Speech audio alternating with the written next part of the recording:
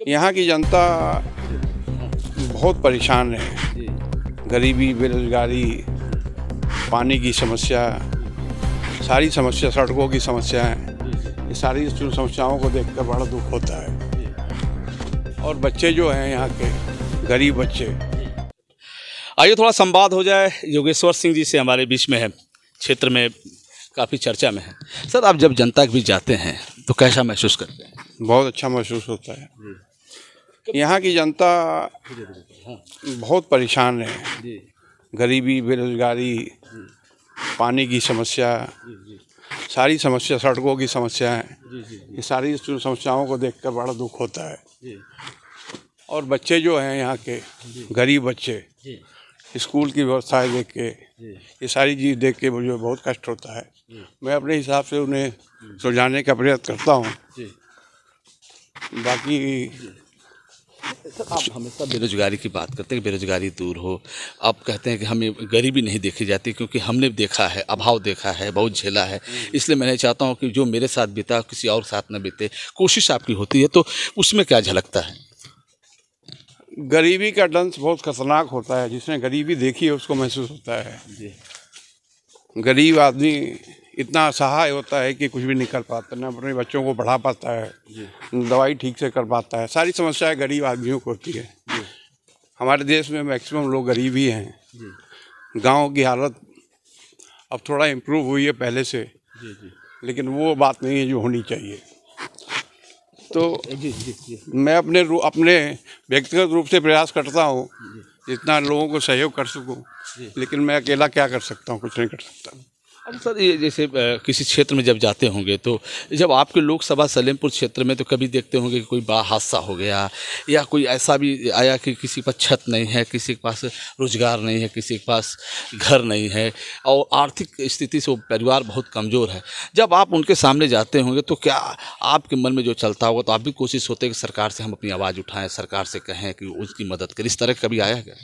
बहुत वाक़े आए हैं ऐसे। मन में बहुत पीड़ा होती है, दुख होता है, आंसू निकल आते हैं।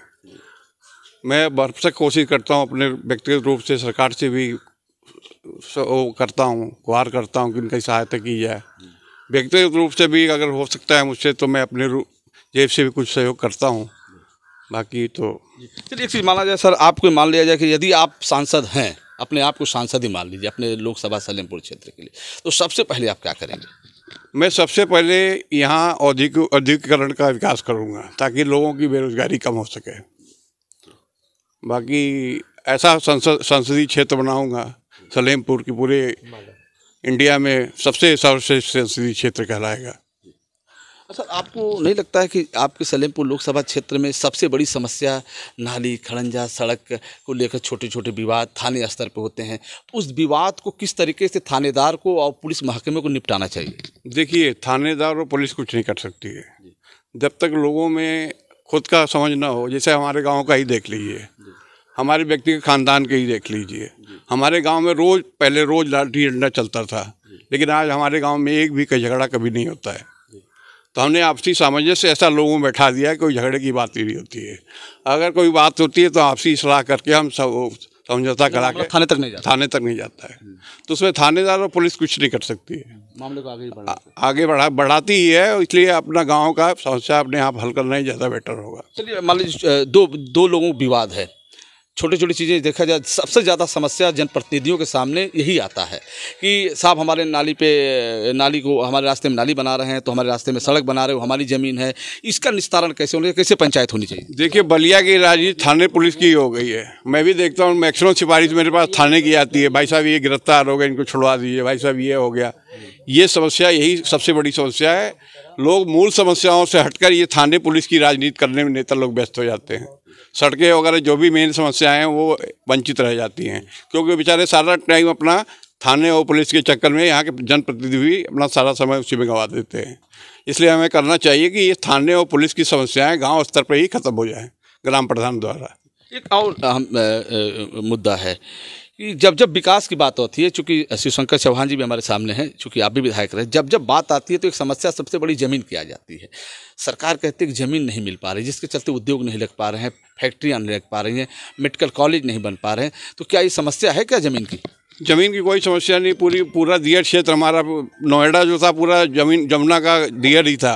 हमारे यहाँ गंगा का दियर इतना ज़बरदस्त है, कितनी ज़मीनें हैं, सुराह ताल के पास कितनी ज़मीनें हैं, ऐसी कोई प्रॉब्लम नहीं। ज़मीन लोग दे भी सकते हैं स्वैच्छिक रूप से। माननीय उमाशंकर जी ने कहा ही था कि मैं अपनी ज़मीन दे दूंगा मेडिकल कॉलेज बनाने के लिए, तो ऐसे कई लोग होंगे जो अपनी ज़मीन दान में ये दे सकते हैं। लेकिन सरकार को इस पर हम फैसला करना चाहिए। हाँ, फैसला करना चाहिए। योगेश्वर सिंह ने कहा कि जनता तैयार होती है, लेकिन जनता को किस तरह से विश्वास में लेके, लोगों को विश्वास में लेके किस तरह से विकास किया जा सकता है, इस पर ज़्यादा फोकस होना चाहिए। छोटी छोटी समस्याएं हैं, उसको थाने पर न जाके आपसी बैठक करके, पंचायत करके, आपस में राय विचार करके वहीं निपटा देना चाहिए, ताकि वो मामला थाने तक न पहुँचे। ये इनकी अच्छी सोच है, ताकि गंभीर से गंभीर समस्याएं का समाधान अपने ही स्तर से हो जाए, ताकि दोनों पक्ष संतुष्ट हो जाए, खुश हो जाए। फिर हम आपसे जुड़ेंगे, तब तक इतना ही। जुड़े रहें हमसे बलिया आजकल से। मैं रोशन जायसवाल, नमस्कार।